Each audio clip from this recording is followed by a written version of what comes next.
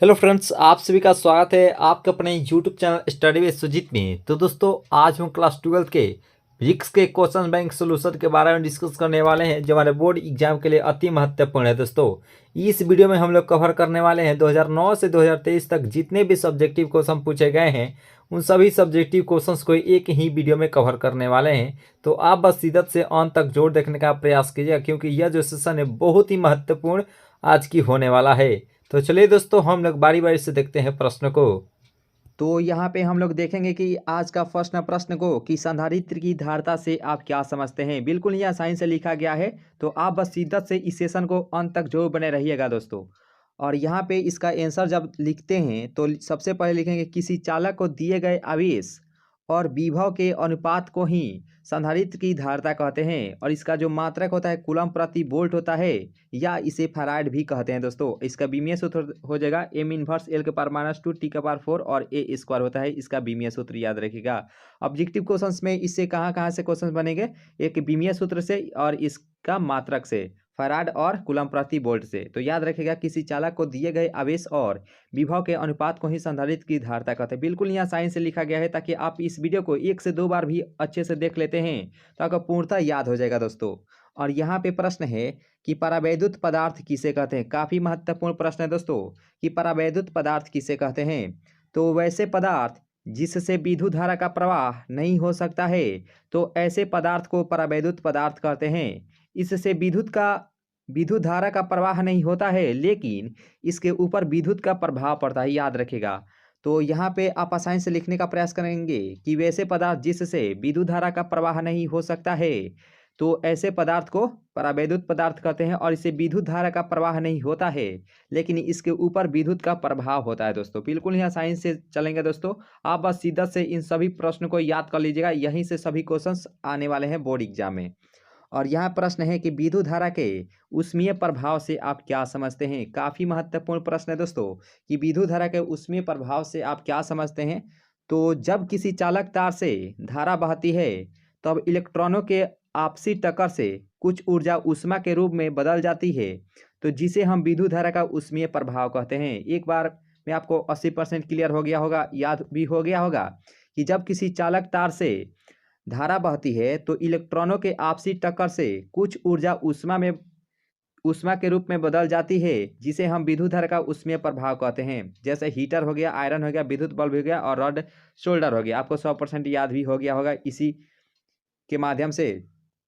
और यहाँ पे आप देखते होंगे कि आवेश के गुणों को लिखें। जब बोर्ड एग्जाम में अगर पूछता है कि आवेश के गुण लिखे, तो आप 3 भी लिखते हैं तो आपको पूर्णतः अंक मिल जाएगा दोस्तों। आप बस सीधा से अंत तक जो बने रहेगा A to Z आपको यही आपको याद हो जाएगा दोस्तों कि आवेश के गुण निम्नलिखित होते हैं। पहला, आवेश संरक्षी होते हैं, आवेश योगात्मक होते हैं, आवेश जो होता है वह क्वांटमीकृत होता है, और आवेश द्रव्यमान पर निर्भर नहीं करता है। जो आवेश रहता है वह द्रव्यमान पर नहीं करता है। जो आवेश का मान होता है 1.6 गुने 10 के पावर -19 कूलम होता है आवेश का मान, प्लस माइनस, याद रखिएगा। चलिए नेक्स्ट प्रश्न को देखते हैं। और यहाँ पे आप देख सकते हैं प्रश्न को कि प्रकाश विद्युत सेल का उपयोगों को लिखें। तो प्रकाश विद्युत सेलों का उपयोग निम्नलिखित होते हैं। पहला, विद्युत नेत्र यानी कि चोर घंटी के रूप में। यह ऑब्जेक्टिव में पूछा जाता है कि चोर घंटी के रूप में किसका प्रयोग करते हैं, तो प्रकाश विद्युत सेलों का। ठीक। अस्वचालित दरवाजों में, सड़कों के किनारे लगी बत्तियों में इसका प्रयोग करते हैं, और रूपमापी में भी इसका प्रयोग करते हैं। 3 भी गुण लिखते हैं या उपयोग लिखते हैं तो आपको पूर्णतः अंक मिल जाएगा दोस्तों। आप बस सीधा से अंत तक जरूर बने रहिएगा। मैदान वही जीत कर जाएगा जो अंत तक लड़ेगा दोस्तों। तो आपको संघर्ष तो कैसा ही करना ही पड़ेगा दोस्तों, क्योंकि बोर्ड एग्जाम में अब की बार 90 पार दोस्तों। लेजर का उपयोग लिखें। तो लेजर का निम्नलिखित उपयोग होते हैं। पहला, चिकित्सा के क्षेत्रों में, और दूसरा है तकनीक के क्षेत्रों में, और तीसरा है अधिक से अधिक दूरियों को मापने में, जैसे चंद्रमा तथा सूर्य के बीच की दूरी को मापना, और पृथ्वी और तारों के बीच की दूरी मापना, उसमें लेजर का उपयोग करते हैं। काफ़ी महत्वपूर्ण प्रश्न है दोस्तों। सभी क्वेश्चन हमारे बोर्ड एग्जाम में 2 से 3 बार पूछे जा चुके हैं दोस्तों। ये सभी क्वेश्चन बैंक के 2009 और 2021 के बीच में पूछे गए सभी क्वेश्चन आंसर है दोस्तों। आप बस सीधा से अंत तक जो बने रहिएगा। और यहाँ पे आप देखेंगे समपोषी व्यतिकरण से आप क्या समझते हैं। काफ़ी महत्वपूर्ण प्रश्न है दोस्तों कि समपोषी व्यतिकरण से आप क्या समझते हैं। तो व्यतिकरण की वह घटना जिस घटना के अंतर्गत किसी बिंदु पर परिणामी तीव्रता का मान अधिकतम होता है संपोषी या रचनात्मक व्यतिकरण कहलाता है। आपको एक बार में भी याद हो गया होगा दोस्तों कि व्यतिकरण की वह घटना जिस घटना के अंतर्गत किसी बिंदु पर परिणामी तीव्रता का मान अधिकतम होता है संपोषी या रचनात्मक व्यतिकरण कहलाता है दोस्तों। और यहाँ पे आप देख सकते हैं विनाशी व्यतिकरण, जो व्यतिकरण होता है वह दो प्रकार का होता है, संपोषी व्यतिकरण और विनाशी व्यतिकरण। तो वहीं संपोषी व्यतिकरण को देख चुके हैं, अब देखेंगे विनाशी व्यतिकरण को। तो इसमें क्या होता है कि व्यतिकरण की वह घटना जिसके अंतर्गत किसी बिंदु पर तीव्रता न्यूनतम होती है तो उसे हम विनाशी व्यतिकरण के नाम से जानते हैं दोस्तों। कि व्यतिकरण की वह घटना जिसके अंतर्गत किसी बिंदु पर तीव्रता न्यूनतम होती है तो उसे हम विनाशी व्यतिकरण कहते हैं दोस्तों। बिल्कुल यह आसानी से समझते हुए चलेंगे और यहाँ पे देखेंगे कि विद्युत क्षेत्र रेखाओं के गुणों को लिखें। अब 2 से 3 भी गुण लिखते हैं तो आपको पूर्णतः अंक मिल जाएगा दोस्तों। और विद्युत क्षेत्र रेखाओं के गुण निम्नलिखित होते हैं। पहला कि विद्युत क्षेत्र रेखाएं विद्युतीय क्षेत्र में खींची गई एक काल्पनिक रेखाएं होती है। और दूसरा है विद्युत क्षेत्र रेखाएं धनावेश से प्रारंभ होकर ऋणावेश पर समाप्त होती है। कहने का अर्थ है या पॉजिटिव से प्रारंभ होकर या निगेटिव पर समाप्त हो जाती है। आप आसानी से याद कर सकते हैं। आप 1 से 2 बार इस वीडियो को पूर्णतः आप अच्छे से देख लीजिएगा दोस्तों। और यहाँ पे देखेंगे कि विद्युत क्षेत्र रेखाएं चालकों से होकर नहीं गुजरती है। और यहाँ पे चौथा है कि विद्युत क्षेत्र रेखाएं अचालकों से होकर गुजर सकता है। आप यहाँ पे आसानी से देख सकते हैं कि विद्युत क्षेत्र रेखाएं विद्युतीय क्षेत्र में खींची गई एक काल्पनिक रेखाएं होती है। दूसरा विद्युत क्षेत्र रेखाएं धनावेश से प्रारंभ होकर ऋणावेश पर समाप्त होती है। और विद्युत क्षेत्र रेखाएं चालकों से होकर नहीं गुजर सकती है। और चौथा है विद्युत क्षेत्र रेखाएं अचालकों से होकर गुजर सकता है। बिल्कुल ये आसानी से आप याद कर सकते हैं दोस्तों। आप बस शिद्दत से अंत तक जो बने रहिएगा, ठीक। और यहाँ पे अनुगमन वेग से आप क्या समझते हैं, काफ़ी महत्वपूर्ण प्रश्न है दोस्तों कि अनुगमन वेग आखिर होता क्या है।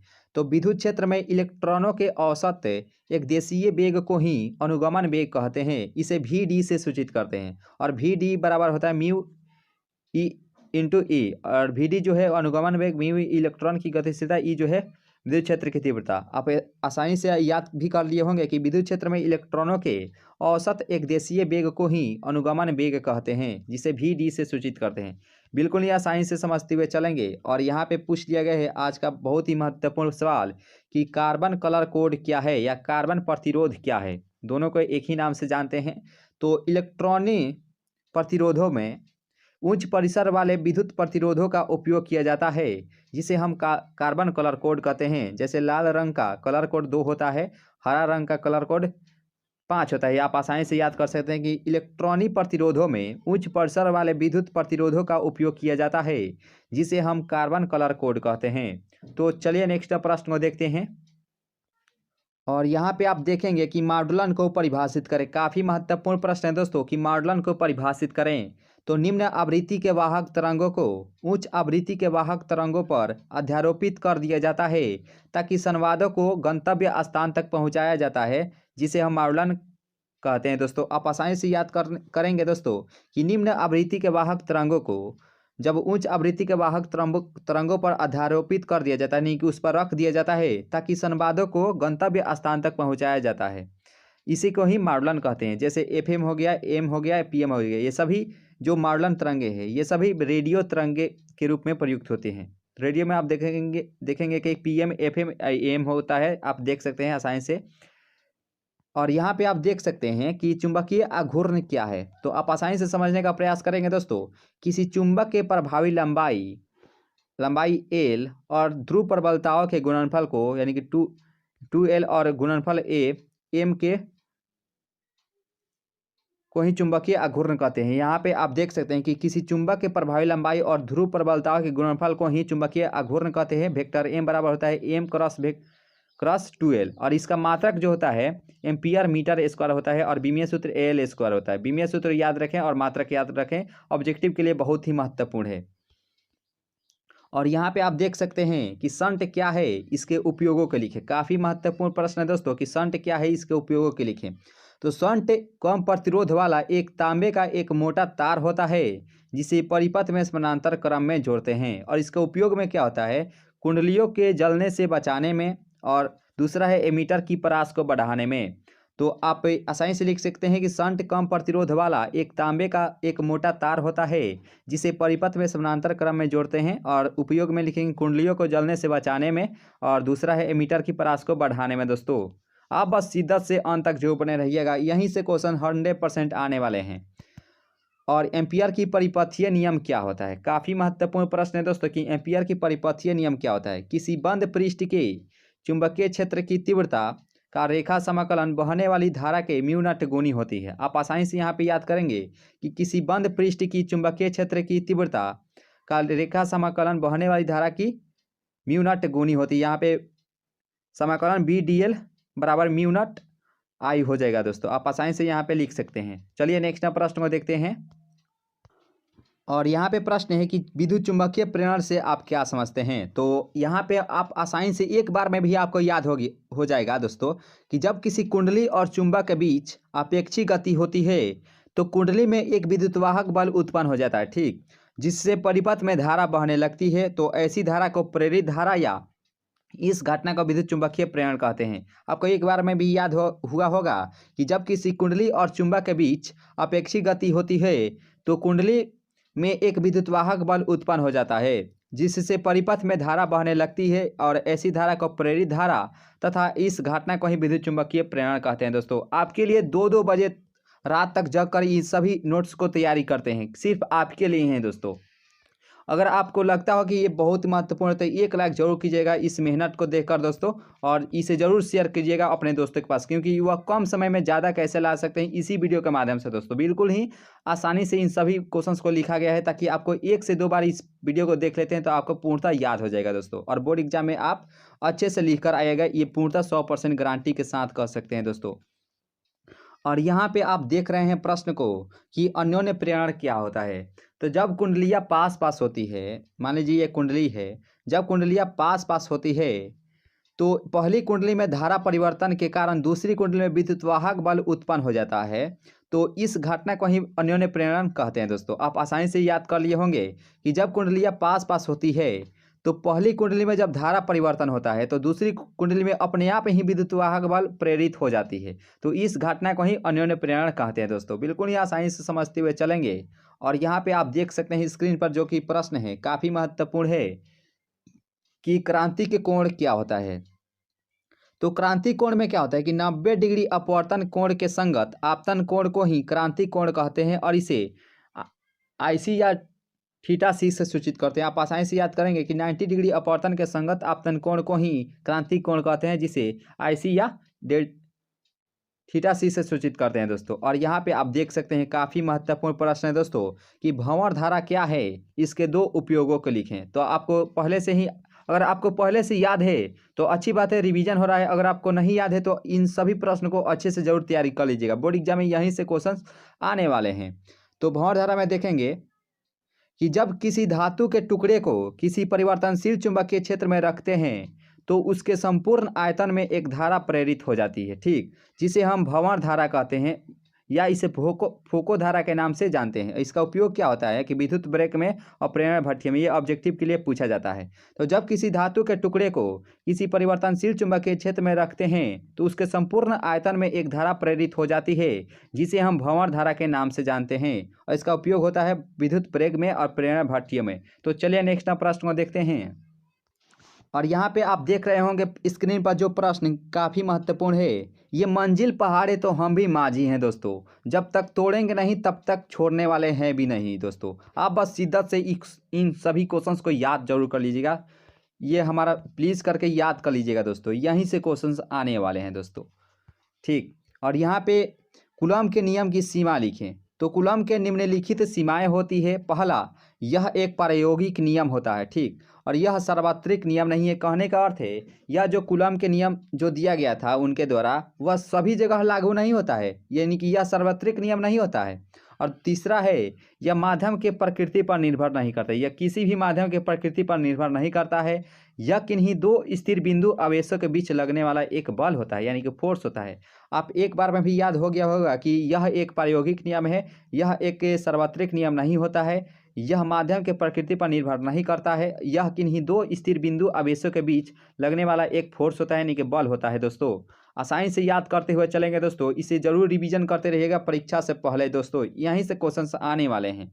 एक तो लाइक जरूर बनता है इस मेहनत को देखकर दोस्तों, एक लाइक जरूर कर दीजिएगा दोस्तों, शेयर अपने दोस्त के पास जरूर कर दीजिएगा, ठीक। और चैनल पर नए जुड़े हैं तो जरूर सब्सक्राइब कर लीजिएगा, हम तो कभी कहते नहीं हैं, तो जरूर सब्सक्राइब कर लीजिएगा दोस्तों। इस दोस्त के पास बहुत ही कम समय है और आपके पास भी बहुत समय है, कम है।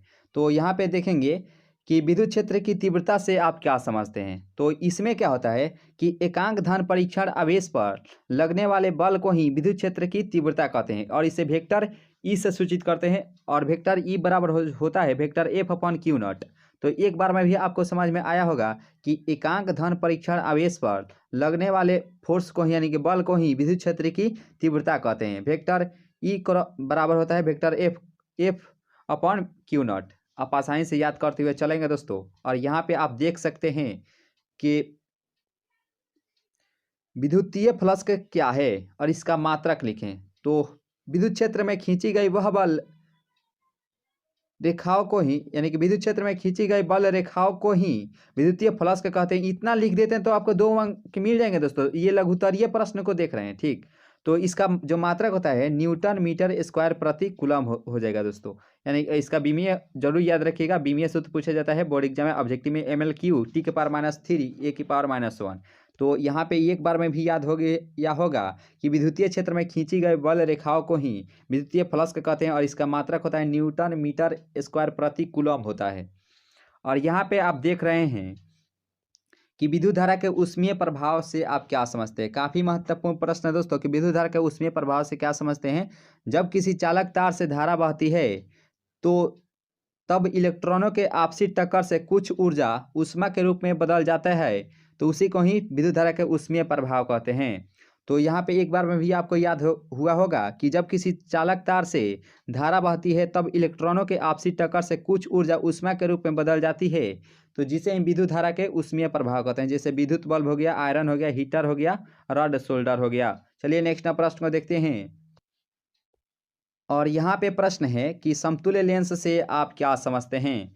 तो 2 या 2 से अधिक लेंस निकायों के बदले एक ऐसा लेंस लिया जाए जिसके द्वारा उतना ही दूरी पर उतना ही आवर्धित प्रतिबिंब बने जितना कि इस लेंस निकाय द्वारा प्राप्त किया जाता है। तो ऐसे लेंस को समतुल्य लेंस कहते हैं। यानी कि यहाँ पे कहने का ये जो अर्थ है, यानी कि 2 या 2 से अधिक लेंस यहाँ पे होता है, लेकिन एक ऐसा लेंस भी लिया जाए जो इन दोनों लेंस के द्वारा जो बना प्रतिबिंब होता है यह अकेले इसी के ही बराबर प्रतिबिंब बने, तो उसी को ही समतुल्य लेंस कहते हैं। आपको समझ में आया होगा कि 2 या 2 से अधिक लेंस निकायों के बदले एक ऐसा लेंस लिया जाए जिसके द्वारा उतना ही दूरी पर उतना ही आवर्धित प्रतिबिंब बने जितना कि इस लेंस निकाय द्वारा प्राप्त किया जाता है, तो ऐसे लेंस को ही समतुल्य लेंस कहते हैं दोस्तों। बिल्कुल ही आसानी से समझते हुए चलेंगे।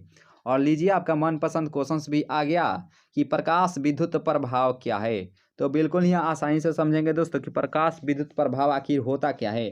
तो जब किसी धातु सतह पर प्रकाश पड़ता है तो धातु सतह से प्रकाश इलेक्ट्रॉनों का उत्सर्जन होने लगता है और इस घटना को ही प्रकाश विद्युत प्रभाव कहते हैं और इससे निकलने वाले इलेक्ट्रॉनों को ही प्रकाश इलेक्ट्रॉन कहते हैं। तो आप आसानी से यहाँ पे लिख सकते हैं एक ही बार में कि किसी धातु सतह पर प्रकाश पड़ता है तो धातु सतह से प्रकाश इलेक्ट्रॉनों का उत्सर्जन होता है, यानी कि प्रकाश इलेक्ट्रॉनों का उत्सर्जन होने लगता है, तो इस घटना को ही प्रकाश विद्युत प्रभाव कहते हैं और इससे जो निकलने वाले इलेक्ट्रॉन होता है उसी को प्रकाश इलेक्ट्रॉन के नाम से जानते हैं। और लीजिए आपका धाकड़ सवाल भी आ गया, प्रकाश का विवर्तन। ये तो लगभग हर साल क्वेश्चन से पूछ लिए जाते हैं। प्रकाश का विवर्तन क्या है। तो जब किसी तीक्ष्ण किनारों से होकर प्रकाश गुजरता है, यहाँ पे पहले ही यहाँ पे प्रकाश दर्शा दिए गए। जब प्रकाश किसी तीक्ष्ण किनारों से होकर गुजरता है तो आंशिक रूप से मुड़ जाता है, तो इस घटना को ही प्रकाश का विवर्तन कहते हैं। आपको एक बार में भी याद हुआ होगा कि जब प्रकाश किसी तीक्ष्ण किनारों से होकर गुजरता है तो वह आंशिक रूप से मुड़ जाता है, तो उसी का घटना को ही प्रकाश का विवर्तन कहते हैं। और यहाँ पे रेले प्रकीर्णन नियम क्या है। तो रेले का प्रकीर्णन नियम में क्या होता है। रेले के द्वारा बताया गया कि प्रकीर्णित प्रकाश की तीव्रता उसके तरंग दैर्घ्य के चतुर्थ घात के व्युत्क्रमानुपाती होता है। तो आप यहाँ पे आसानी से यहाँ पे बराबर नहीं व्युत्क्रमानुपाती होगा। तो रेले के द्वारा बताया गया कि प्रकीर्णित प्रकाश की तीव्रता उसके तरंग दैर्घ्य के चतुर्थ घात के व्युत्क्रमानुपाती होता है, यानी कि I व्युत्क्रमानुपाती 1/λ⁴। यहाँ पे आप आसानी से लिख सकते हैं यहाँ पे। चलिए नेक्स्ट प्रश्न को देखते हैं। और यहाँ पे आप देखेंगे प्रश्न को कि प्रकाश के व्यतिकरण से आप क्या समझते हैं। काफ़ी महत्वपूर्ण प्रश्न है दोस्तों कि प्रकाश का व्यतिकरण आखिर होता क्या है। तो जब समान आवृत्ति की दो तरंगे एक ही साथ एक ही दिशा में संचारित होती है तो अध्यारोपण के कारण उनके परिणामी तीव्रता अलग अलग स्थानों पर अलग अलग प्राप्त होती है। अर्थात किसी बिंदु पर तीव्रता बढ़ जाती है तो इस घटना को ही प्रकाश का व्यतिकरण कहते हैं। आपको एक बार में भी याद हुआ होगा दोस्तों। आप यहाँ पे याद करने का कोशिश करेंगे। जब समान आवृत्ति की दो तरंगे एक साथ एक ही दिशा में संचारित होती है तो अध्यारोपण के कारण उनकी परिणामी तीव्रता अलग अलग स्थानों पर अलग अलग प्राप्त होती है। तो अर्थात किसी बिंदु पर तीव्रता बढ़ जाती है तो इस घटना को ही प्रकाश का व्यतिकरण कहते हैं। दोस्तों बिल्कुल ही आसानी से समझते हुए चलेंगे। आप बस शिद्दत से अंत तक जोर बने रहेगा।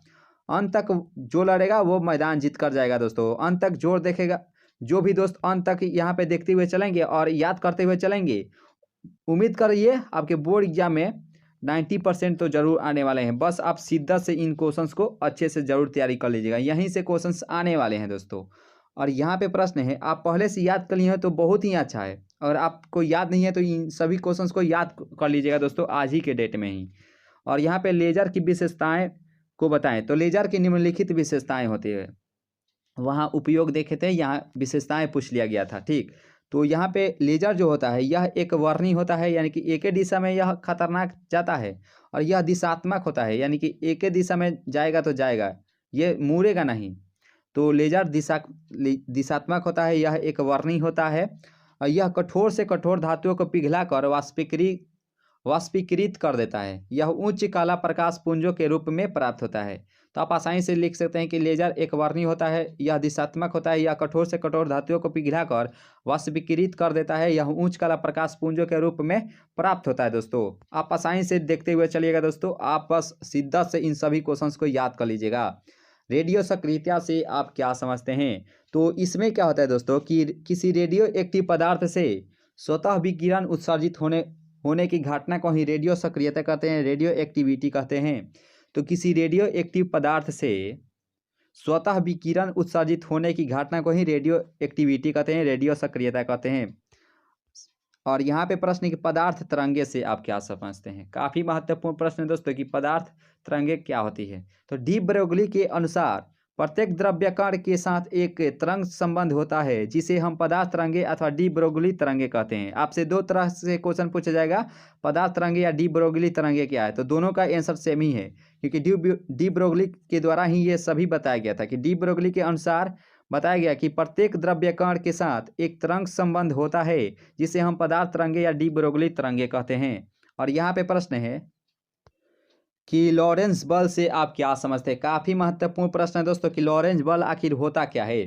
तो जब Q आवेश से आवेशित कण चुंबकीय क्षेत्र में v वेग से गति करता है तो उस पर एक बल कार्य करता है जिसे हम लॉरेंस बल कहते हैं। आप आसानी से एक बार में भी याद हो गया होगा कि जब Q आवेश से आवेशित कण चुंबकीय क्षेत्र में v वेग से गति करता है तो उस पर एक बल कार्य करता है, यानी कि उस पर एक फोर्स वर्क करता है जिसे हम लॉरेंस बल कहते हैं। और लॉरेंस बल को चुंबकीय बल के नाम से भी जानते हैं, याद रखिएगा। और वेक्टर F बराबर हो जाएगा Q into vector V cross vector B, और A बराबर QVB साइन थीटा हो जाएगा। ये ऑब्जेक्टिव में पूछा जाता है दोस्तों, याद रखिएगा। आपका जो सपना है वह समझिए कि मेरा भी सपना है, क्योंकि आपका जो सपना पर निर्भर है हम लोग, आपके माता पिता, हम भी निर्भर हैं और आपके पिता भी निर्भर हैं। तो आप बस सीधा से इन क्वेश्चंस को जरूर याद कर लीजिएगा प्लीज़ करके दोस्तों। और यहाँ पे प्रश्न है कि चुंबकीय फ्लक्स क्या है, इसके मात्रक बताएं। तो इसमें क्या होता है दोस्तों कि चुंबकीय क्षेत्र में किसी तल से होकर गुजरने वाली बल रेखाओं की संख्या को ही चुंबकीय फ्लक्स कहते हैं। और इसे फाई से सूचित करते हैं। फाई ई बराबर होता है vector B dot vector A और बी ए कॉस थीटा। और इसका जो मात्रक होता है वेबर होता है। ये ऑब्जेक्टिव में पूछा जाता है कि चुंबकीय फ्लक्स का मात्रक क्या होता है, तो वेबर होता है या न्यूटन प्रति एम्पियर हो जाएगा या टेस्ला मीटर स्क्वायर हो जाएगा। इसका बीमीय सूत्र जरूर याद रखें, एम एल स्क्वायर टी के पावर -2 और ए के पावर -1। तो यहाँ पे एक बार हम भी समझने का प्रयास करेंगे कि चुंबकीय क्षेत्र में किसी तल से होकर गुजरने वाली बल रेखाओं की संख्या को ही चुंबकीय फ्लक्स कहते हैं और इसे फाई से सूचित करते हैं। मात्रक जरूर याद रखें और बीमीय सूत्र जरूर याद रखें। और यहाँ पे प्रश्न है कि लेंस का नियम क्या है। काफी महत्वपूर्ण प्रश्न है दोस्तों कि लेंस का नियम आखिर होता क्या है। तो विद्युत चुंबकीय प्रेरण की सभी स्थितियों में विद्युतवाहक बल की दिशा इस प्रकार से होती है कि यह उन्हीं कारणों का विरोध करती है जिन कारणों से यह उत्पन्न होती है। लेंस का नियम कहलाता है। यानी कहने का अर्थ है कि यह उन्हीं कारणों का विरोध करती है जिन कारणों से यह उत्पन्न होती है। यानी कि यहाँ पे प्रश्न है कि लेंस का नियम क्या है कि विद्युत चुंबकीय प्रेरण की सभी स्थितियों में विद्युतवाहक बल की दिशा इस प्रकार से होती है कि यह उन्हीं कारणों का विरोध करती है जिन कारणों से यह उत्पन्न होती है। इस घटना को ही लेंस का नियम कहते हैं दोस्तों। बिल्कुल ही आसानी से लिखा गया है ताकि आप इस वीडियो को 1 से 2 बार भी देख लेते हैं तो आपको पूर्णतः याद हो जाएगा और बोर्ड एग्जाम में आप अच्छे से लिख पाएंगे। और नमन कोण या नति कोण किसे कहते हैं? नमन कोण को ही नति कोण कहते हैं दोस्तों। तो याद रखिएगा, पृथ्वी के किसी स्थान पर बनने वाला वह कोण जो चुंबकीय या म्योतर में चुंबकीय क्षेत्र की दिशा और क्षैतिज के साथ बनता है, तो ऐसे कोण को ही नति कोण या नमन कोण कहते हैं। आपको पहले से याद है तो बिल्कुल ही अच्छा है, और इससे अगर आपको नहीं याद है तो आप आज ही के डेट में ही इसे याद कर लीजिएगा दोस्तों, क्योंकि बोर्ड एग्जाम बहुत ही नज़दीक है। तो पृथ्वी के किसी स्थान पर बढ़ने वाला वह कोण जो चुंबकीय या म्योतर में चुंबकीय क्षेत्र की दिशा और क्षैतिज के साथ बनता है, तो ऐसे कोण को ही नति कोण या नमन कोण कहते हैं दोस्तों। चलिए नेक्स्ट प्रश्न को देखते हैं। यहाँ पे 36वां प्रश्न आपके सामने है कि आवेश संरक्षा सिद्धांत को लिखें। काफी महत्वपूर्ण प्रश्न है दोस्तों कि आवेश संरक्षा सिद्धांत आखिर होता क्या है। तो हम जानते हैं कि आवेश को न तो उत्पन्न कर सकते हैं और न ही इसे नष्ट कर सकते हैं, बल्कि इसे एक रूप से दूसरे रूप में बदल सकते हैं। इसी को ही आवेश संरक्षा सिद्धांत कहते हैं। यहाँ पे उत्पत्ति यहाँ पे नष्ट होगा दोस्तों। तो यहाँ पे सर्वप्रथम लिखेंगे कि हम जानते हैं कि आवेश को न तो उत्पन्न कर सकते हैं और न ही इसे नष्ट कर सकते हैं, बल्कि इसे एक रूप से दूसरे रूप में बदल सकते हैं। इसी को ही आवेश संरक्षा सिद्धांत कहते हैं दोस्तों। बिल्कुल ही आसानी से समझते हुए चलेंगे। और यहाँ प्रश्न है कि बी मॉडुलन क्या है। तो मॉडुलन के व्युत्क्रम को ही बी मॉडुलन कहते हैं, यानी उच्च आवृत्ति के वाहक तरंगों से निम्न आवृत्ति के वाहक तरंगों को प्राप्त की जाती है। एक बार में भी आपको समझ में आया होगा कि मॉडुलन के व्युत्क्रम को ही बी मॉडुलन कहते हैं, यानी उच्च आवृत्ति के वाहक के तरंगों से निम्न आवृत्ति के वाहक तरंगों को प्राप्त किया जाता है। और यहाँ पे क्या होता है पोलराइड में, पोलराइड क्या है, इसके उपयोगों को लिखे। काफ़ी महत्वपूर्ण प्रश्न है दोस्तों। आप बस अंत तक जरूर देखने का प्रयास कीजिएगा, यहीं से क्वेश्चंस आने वाले हैं। सभी प्रश्न बहुत ही महत्वपूर्ण है, सभी क्वेश्चंस बैंक के सभी क्वेश्चंस हैं दोस्तों। और पोलराइड क्या है? पोलराइड यह एक प्रकार की ऐसी युक्ति है जिसकी सहायता से समतल ध्रुवित प्रकाश को उत्पन्न किया जाता है, ठीक। और इसका निर्माण हर्पेथाइट नामक सूक्ष्म क्रिस्टलों के द्वारा विशेष विधि द्वारा किया जाता है। और इसका उपयोग में क्या होता है कि धूप चश्मों में इसका उपयोग करते हैं, त्रिविमीय चित्र को खींचने में करते हैं और प्रकाश की तीव्रता नियंत्रित करने में। और एक बार में भी आप समझ गए होंगे कि पोलराइड एक प्रकार की ऐसी युक्ति है जिसकी सहायता से समतल ध्रुवित प्रकाश को उत्पन्न किया जाता है, पोलराइड कहलाता है। और इसका निर्माण हर्पेथाइट नामक सूक्ष्म क्रिस्टलों के द्वारा विशेष विधि द्वारा किया जाता है। उपयोग में लिखेंगे धूप चश्मे में, और दूसरा त्रिविमीय चित्र को खींचने में, प्रकाश की तीव्रता नियंत्रित करने में। और यहाँ पे कार्य फलन क्या है, वर्क फंक्शन क्या है? तो वह न्यूनतम ऊर्जा जो किसी धातु सतह से इलेक्ट्रॉनों के लिए आवश्यक होती है, कार्य फलन कहलाता है। इसे ओमेगा या फाई से सूचित करते हैं। तो वह न्यूनतम ऊर्जा जो किसी धातु सतह से इलेक्ट्रॉनों के लिए आवश्यक होती है, उसे को ही कार्य फलन करते हैं और इसे ओमेगा या फाई से सूचित करते हैं। चलिए नेक्स्ट प्रश्न को देखते हैं। और यहाँ पे आप देख रहे होंगे 40वां प्रश्न को कि धारा घनत्व से आप क्या समझते हैं। बिल्कुल ही आसानी से लिखेंगे दोस्तों कि एकांक अनुप्रस्थ काटीय क्षेत्रफल से होकर बहने वाली धारा को ही धारा घनत्व कहते हैं और इसे जे से सूचित करते हैं। और जे बराबर होता है I/A। इसका मात्रक होता है एम्पियर प्रति मीटर स्क्वायर। तो यहाँ पे आप लिख सकते हैं कि एकांक अनुप्रस्थ काटीय क्षेत्रफल से होकर बहने वाली धारा को ही धारा घनत्व कहते हैं और इसे जे से सूचित करते हैं। मात्रक जरूर याद रखें दोस्तों। और यहाँ पे आप देखेंगे गतिशीलता क्या होता है। काफ़ी महत्वपूर्ण प्रश्न है दोस्तों कि गतिशीलता क्या होती है, मोबिलिटी क्या होती है। तो विद्युत क्षेत्र में एकांक विद्युत क्षेत्र के लिए इलेक्ट्रॉनों के औसत एकदिशीय वेग को ही गतिशीलता कहते हैं और इसका मात्रक होता है मीटर स्क्वायर प्रति वोल्ट सेकेंड।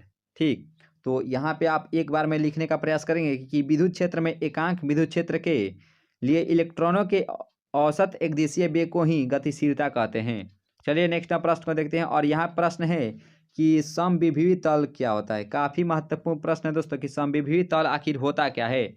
तो विद्युत क्षेत्र में खींची गई वह तल जिसके प्रत्येक बिंदु पर विद्युत विभव का मान समान होता है समविभवी तल कहते हैं। आपको एक बार में भी याद हुआ होगा कि विद्युत क्षेत्र में खींची गई वह तल जिसके प्रत्येक बिंदु पर विद्युत विभव का मान समान होता है समविभवी तल कहलाता है। और विद्युत क्षेत्र की दिशा समविभवी तल के लंबवत होती है, याद रखिएगा।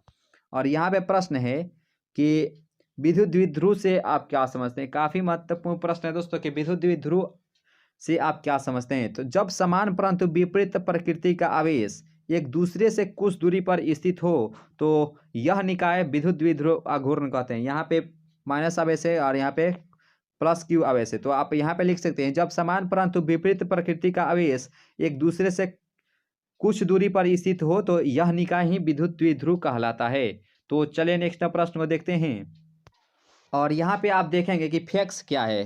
तो सबसे पहले लिखेंगे कि फ्लेक्स का पूरा नाम फ्लेक्सिमाइल मशीन होता है और इसकी सहायता से दस्तावेजों की हूबहू कॉपी एक स्थान से दूसरे स्थान तक आसानी से भेजा जाता है। आप आसानी से याद करने का कोशिश करेंगे कि फ्लेक्स का पूरा नाम फ्लेक्सिमाइल मशीन होता है और इसकी सहायता से दस्तावेजों की हूबहू कॉपी एक स्थान से दूसरे स्थान तक भेजा जाता है। कि मंजिल ने हौसलों से कहा तेरे बस की बात नहीं, हौसलों ने मंजिल की आंखों में आंखें डालकर कहा चल झूठी तेरी इतनी औकात नहीं। इतना ठंडा में भी इतना आप अच्छा से पढ़ रहे हैं, इससे बड़ा आखिर क्या हो सकता है दोस्तों। जब हम 2 बजे तक जाग सकते हैं, आपके लिए इतना मेहनत कर सकते हैं, तो आपको भी हमसे ज़्यादा दोगुना मेहनत करना पड़ेगा दोस्तों इससे मंजिल की औकात दिखाने के लिए। तो औकात तो दिखाना पड़ेगा और पड़ोसी को भी तो जलाना है दोस्तों, पड़ोसी को भी जलाना है। तो याद रखिएगा कि मंजिल ने हौसलों से कहा तेरे बस की बात नहीं, हौसलों ने मंजिल की आंखों में आंखें डालकर कहा चल झूठी तेरी इतनी औकात नहीं। तो आवर्धन क्षमता से आप क्या समझते हैं कि अंतिम प्रतिबिंब द्वारा नेत्र पर बनाया गया दर्शन कोण और वस्तु द्वारा नेत्र पर बनाए गए दर्शन कोण को के अनुपात को ही आवर्धन क्षमता कहते हैं और इसे एम से सूचित करते हैं और एम बराबर होता है -FO/FE। ये ऑब्जेक्टिव में पूछा जाता है दोस्तों, याद रखिएगा। तो यहाँ पे आंसर में देखेंगे कि अंतिम प्रतिबिंब द्वारा नेत्र पर बनाया गया दर्शन कोण और वस्तु द्वारा नेत्र पर बनाया गया दर्शन कोण के अनुपात को ही आवर्धन क्षमता कहते हैं। इसका कोई मात्रक नहीं होता है, याद रखिएगा। इसे एम से सूचित करते हैं। और यहाँ पे प्रश्न है कि www से आप क्या समझते हैं। तो काफ़ी बार हम लोग सर्च करते हैं www.com।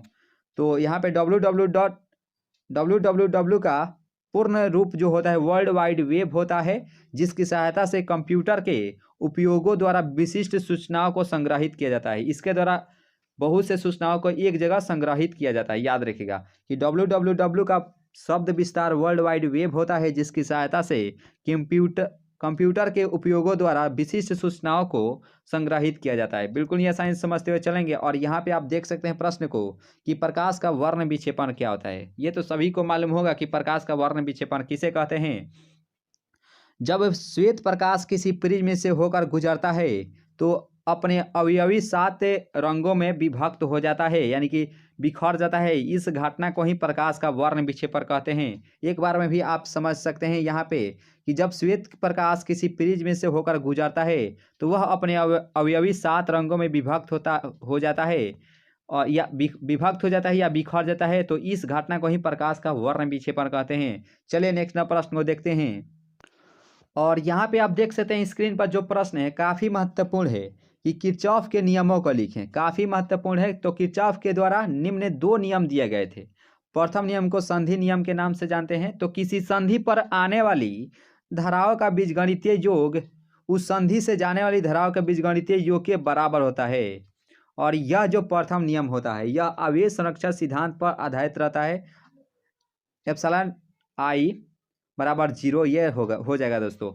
और ये ऑब्जेक्टिव में पूछा जाता है किसी संधि पर आने वाली धारा और बीजगणितीय योग के से जाने वाली धाराओं के बीजगणितीय योग शून्य के बराबर होता है, ये याद रखिएगा। और यह जो प्रथम नियम है आवेश संरक्षण सिद्धांत पर आधारित है। तो आप यहाँ से आसानी से याद करेंगे, किसी संधि पर आने वाली धाराओं का बीजगणितीय योग उस संधि से जाने वाली धाराओं के बीजगणितीय योग के बराबर होता है, याद रखिएगा। और दूसरा नियम जिसे लूप के नियम के नाम से भी जानते हैं, तो दूसरा नियम में क्या होता है, किसी जटिल परिपथ में प्राप्त होने वाले कुल विभवांतर के बीजगणितीय योग शून्य के बराबर होता है। यह जो है ऊर्जा संरक्षण सिद्धांत पर आधारित होता है, दूसरा नियम, याद रखिएगा। तो किसी जटिल परिपथ में प्राप्त होने वाले कुल विभवांतर का बीजगणितीय योग शून्य के बराबर होता है, इसी को ही किरचॉफ का द्वितीय नियम कहते हैं। और यहाँ पे प्रश्न है कि सेलों का मिश्रित क्रम समूहन क्या है। काफी महत्वपूर्ण प्रश्न है दोस्तों कि सेलों का मिश्रित क्रम समूहन क्या है। तो जब बहुत से सेल दिए गए हो और उन सेलों को लेकर एक ऐसी व्यवस्था बनाई जाए जिसमें कुछ सेलों को समानांतर क्रम में और कुछ सेलों को श्रेणी क्रम में जोड़ दिया जाए, तो इस प्रकार के समूहन को मिश्रित क्रम समूहन कहते हैं। तो आप एक बार में भी समझने का प्रयास करेंगे, जब बहुत से सेल दिए गए हो, जब कुछ सेल को श्रेणी क्रम में और कुछ सेल को समानांतर क्रम में जोड़ा जाता है, तो इससे प्राप्त समूहन को ही मिश्रित क्रम समूहन कहते हैं। और यहाँ पे प्रश्न है कि दिक्पात का कोण क्या है। काफी महत्वपूर्ण प्रश्न है दोस्तों कि दिक्पात का कोण आखिर होता क्या है। तो पृथ्वी के किसी स्थान पर चुंबकीय याम्योत्तर और भौतिक याम्योत्तर के बीच बने कोण को ही दिक्पात का कोण कहते हैं दोस्तों। तो यहाँ पे एक बार में समझने का प्रयास करें कि पृथ्वी के किसी स्थान पर चुंबकीय याम्योत्तर और भौतिक याम्योत्तर के बीच बने कोण को ही दिक्पात का कोण कहते हैं। चलिए नेक्स्ट प्रश्न को देखते हैं। सेशन अच्छी लग रही हो तो इसे लाइक जरूर कीजिएगा दोस्तों, और चैनल पर नए जुड़े हैं तो जरूर सब्सक्राइब कर लीजिएगा। और यहाँ पे प्रश्न है कि हीरा क्यों चमकता है, इसे भी हम लोग आसानी से देख लेंगे दोस्तों। हम जानते हैं कि हीरा का अपवर्तनांक 2.42 होता है और क्रांति कोण 24.4 डिग्री होता है। हीरा के फलकों को इस प्रकार काटा जाता है कि उसमें एक बार प्रकाश प्रवेश कर जाए तो उसका बार बार पूर्ण आंतरिक परिवर्तन होता रहे, और इस प्रकार हीरा की चमक बनी रहता है। तो उसी कारण से हीरा चमकता हुआ हमें प्रतीत होता है। एक बार में भी समझने का प्रयास करेंगे कि हम जानते हैं कि हीरा का अपवर्तनांक 2.42 होता है और क्रांति कोण 24.4 डिग्री होता है। हीरा के फलकों को इस प्रकार काटा जाता है कि उसमें एक बार जब प्रकाश प्रवेश कर जाए तो उसका बार बार पूर्ण आंतरिक परिवर्तन होता रहता है, जिस कारण हीरा में प्रकाश जो है वह चमक बनाए रखती है। इस कारण से ही हीरा हमें चमकता हुआ प्रतीत होता है। आप आसानी से लिखने का प्रयास करेंगे दोस्तों बोर्ड एग्जाम में, क्योंकि बोर्ड एग्जाम जो कहता है कि परीक्षार्थी अपने ही शब्द में उत्तर दें, ना कि आप भोजपुरी बोलते हैं तो भोजपुरी में उत्तर देना शुरू कर दे, बिल्कुल ही गलत होगा दोस्तों। आप हिंदी में ही दें, लेकिन आसानी से बिल्कुल ही दें कि उन्हें बुझा पाए। और यहाँ पे प्रश्न है कि दिष्ट धारा को परिभाषित करें। तो वैसी धारा जो हमेशा एक दिशीय प्रवाहित होती है, अर्थात धारा के प्रवाह की दिशा नहीं बदलता है, दिष्ट धारा कहलाता है। यहाँ पे एक बार में समझने का प्रयास करेंगे कि वैसी धारा जो हमेशा एक दिशीय प्रवाहित होता है, अर्थात धारा के प्रवाह की दिशा नहीं बदलता है, इसी को ही दिष्ट धारा कहते हैं दोस्तों, डायरेक्ट करेंट। और यहाँ प्रश्न है कि स्वप्रेरण से आप क्या समझते हैं। इसका मात्रक हेनरी होता है, जिसे बड़े एच से सूचित करते हैं, याद रखें ऑब्जेक्टिव के लिए। स्वप्रेरण में क्या होता है कि विद्युत चुंबकीय प्रेरण की वह घटना जिस घटना के अंतर्गत किसी कुंडली में प्रवाहित धारा में परिवर्तन के कारण स्वयं उसी कुंडली में प्रेरित धाराएं उत्पन्न हो जाती है, इस घटना को स्वप्रेरण कहते हैं। यानी कहने का अर्थ है दोस्तों, यहाँ पे दो कुंडली मान लीजिए है तो ठीक है, आप कहेंगे है, तो विद्युत चुंबकीय प्रेरण की वह घटना जिस घटना के अंतर्गत किसी कुंडली में धारा परिवर्तन, यानी कि मान लीजिए इस कुंडली में धारा परिवर्तन हो जाता है, तो स्वयं उसी कुंडली में प्रेरित धाराएं भी उत्पन्न हो जाती है। यानी कि इसी कुंडली में, इसमें नहीं होकर इसी में ही प्रेरित धाराएं भी उत्पन्न हो जाती है, तो इस घटना को ही स्वप्रेरण कहते हैं। को यहाँ पे लिखेंगे कि विद्युत चुंबकीय प्रेरण की वह घटना जिस घटना के अंतर्गत किसी कुंडली में प्रवाहित धारा में परिवर्तन के कारण स्वयं उसी कुंडली में प्रेरित धाराएं उत्पन्न हो जाती है, इस घटना को ही स्वप्रेरण कहते हैं। और यहाँ पे देखेंगे ध्रुव प्रबलता से आप क्या समझते हैं। काफी महत्वपूर्ण प्रश्न है दोस्तों कि ध्रुव प्रबलता आखिर होता क्या है। तो ध्रुव प्रबलता वह मान है जो एकांक ध्रुव के लिए वायु में 1 मीटर की दूरी पर स्थित समान ध्रुवों को 10⁻⁷ न्यूटन के बल से आकर्षित करता है, तो उसे हम ध्रुव प्रबलता कहते हैं। और इसका मात्रक जो होता है एम्पियर मीटर होता है, याद रखिएगा। तो एक बार में समझने का प्रयास करेंगे। ध्रुव प्रबलता वह मान है जो एकांक ध्रुव के लिए वायु में 1 मीटर की दूरी पर स्थित समान ध्रुवों को 10 के पावर -7 न्यूटन के बल से आकर्षित करता है तो उसे हम ध्रुव प्रबलता कहते हैं दोस्तों। इसका मात्रक एम्पियर मीटर याद रखिएगा, ऑब्जेक्टिव में पूछा जाता है। चलिए नेक्स्ट प्रश्न को देखते हैं। और यहाँ पे प्रश्न आप देखते होंगे कि वाटहीन धारा किसे कहते हैं। काफी महत्वपूर्ण प्रश्न है दोस्तों कि वाटहीन धारा आखिर किसे कहते हैं। तो प्रतिवर्ती धारा परिपथ में जब प्रेरकत्व अथवा धारिता हो और उनमें प्रतिरोध का मान शून्य हो तब परिपथ में धारा तो बहती है लेकिन ऊर्जा की हानि नहीं होती है। इस प्रकार जो औसत शक्ति होती है पी एवरेज बराबर शून्य प्राप्त होता है, इसे हम लोग वाटहीन धारा कहते हैं दोस्तों। एक बार में समझने का प्रयास करेंगे कि प्रतिवर्ती धारा परिपथ में जब प्रेरकत्व अथवा धारिता हो और उनमें प्रतिरोध का मान शून्य हो तब परिपथ में धारा तो बहती है लेकिन ऊर्जा की हानि नहीं होती है। इस प्रकार प्राप्त औसत शक्ति शून्य प्राप्त होता है, वाटहीन धारा कहलाता है दोस्तों। ऑप्टिकल फाइबर क्या है, काफी महत्वपूर्ण प्रश्न है दोस्तों कि प्रकाश तंतु क्या है। तो प्रकाश तंतु यह एक प्रकार की ऐसी युक्ति है जिसकी सहायता से बहुत ही कम तीव्रता हानि पर प्रकाश को एक स्थान से दूसरे स्थान तक भेजा जाता है। और ऑप्टिकल फाइबर जो होता है पूर्ण आंतरिक परिवर्तन के सिद्धांत पर आधारित रहता है, यानी कार्य करता है। TIR टोटल इंटरनल रिफ्लेक्शन के सिद्धांत पर यह कार्य करता है। तो यह प्रकाश तंतु का ही जो मृग का होती है वह पूर्ण आंतरिक परिवर्तन के सिद्धांत पर ही कार्य करता है। एक बार और से रिकॉल कर लेते हैं, अच्छे से आपको याद हो जाएगा 100% की प्रकाश तंतु यह एक प्रकार की ऐसी युक्ति है जिसकी सहायता से बहुत ही कम तीव्रता हानि पर प्रकाश को एक स्थान से दूसरे स्थान तक भेजा जाता है और यह जो है पूर्ण आंतरिक परिवर्तन के सिद्धांत पर कार्य करता है। बिल्कुल यहाँ आसानी से समझते हुए चलेंगे दोस्तों। और यहाँ पे प्रकाश का प्रकीर्णन पूछ लिया गया है, काफी महत्वपूर्ण प्रश्न है दोस्तों कि प्रकाश का प्रकीर्णन आखिर होता क्या है। तो जब किसी स्रोत से आने वाली प्रकाश की किरण किसी माध्यम से होकर गुजरती है तो प्रकाश का कुछ अंश उस माध्यम के कोणों द्वारा अवशोषित कर लिया जाता है और शेष अंश इधर उधर बिखर जाते हैं, तो इस घटना को ही प्रकाश का प्रकीर्णन कहते हैं। एक बार में समझ में आया होगा दोस्तों। तो जब किसी स्रोत से आने वाली प्रकाश की किरण किसी माध्यम से होकर गुजरती है तो प्रकाश का कुछ अंश उस माध्यम के कोणों द्वारा अवशोषित कर लिया जाता है, ठीक, और शेष जो अंश बचा रहता है वह इधर उधर बिखर जाता है। इस घटना को ही प्रकाश का प्रकीर्णन कहते हैं दोस्तों। चलिए नेक्स्ट प्रश्न को देखते हैं।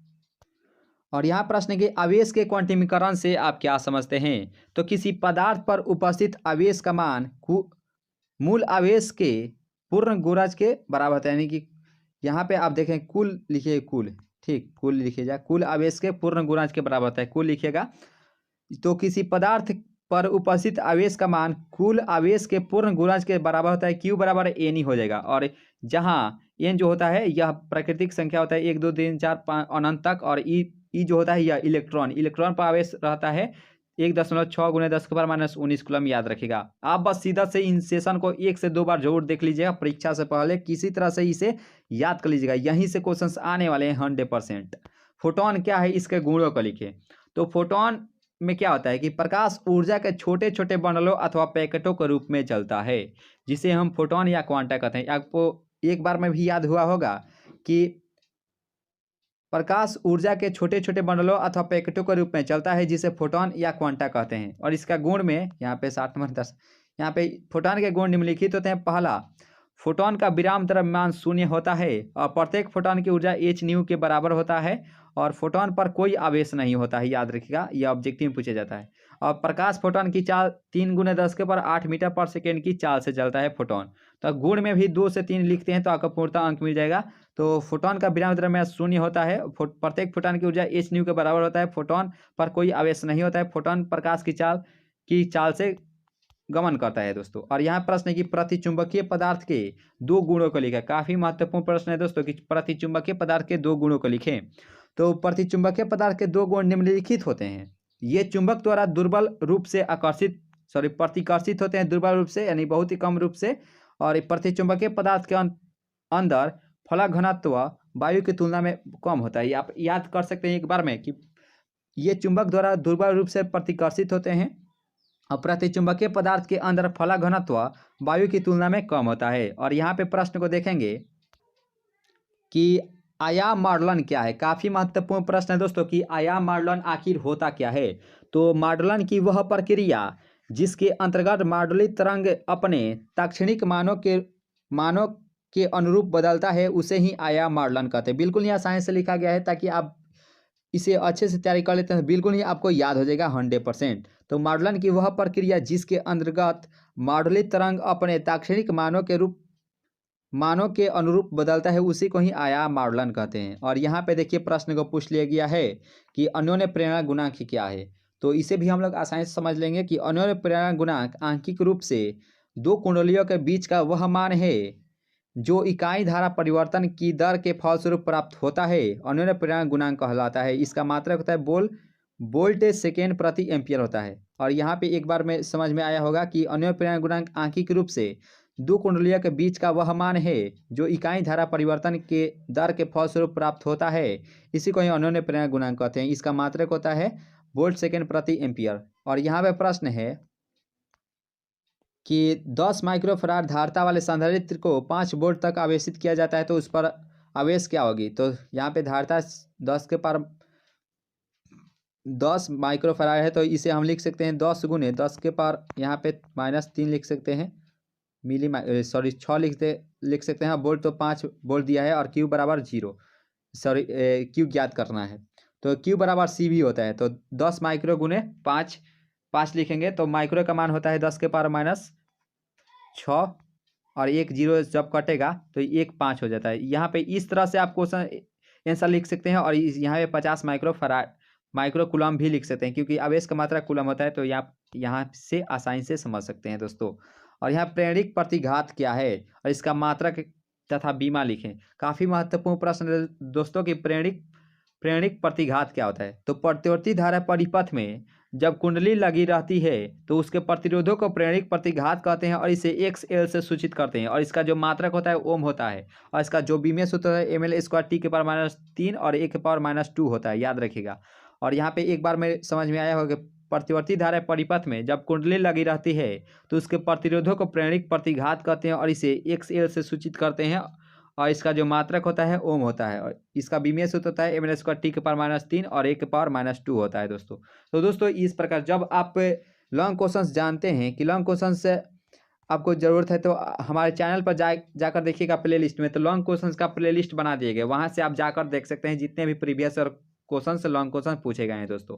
तो दोस्तों इस प्रकार से इस महत्वपूर्ण सेशन को यहीं पे खत्म करते हैं। अगर ये सेशन आपको थोड़ा सा भी अच्छी लगी हो से 1 लाइक जरूर कीजिएगा दोस्तों। और चैनल पर नए जुड़े हो तो चैनल को जरूर सब्सक्राइब कीजिएगा। मिलते हैं नेक्स्ट वीडियो में नई उम्मीद के साथ। तो हंसते रहिए और मुस्कुराते रहिए और अपनी तैयारी को मजबूत करते रहिए। तो आज की इतना ही, थैंक यू।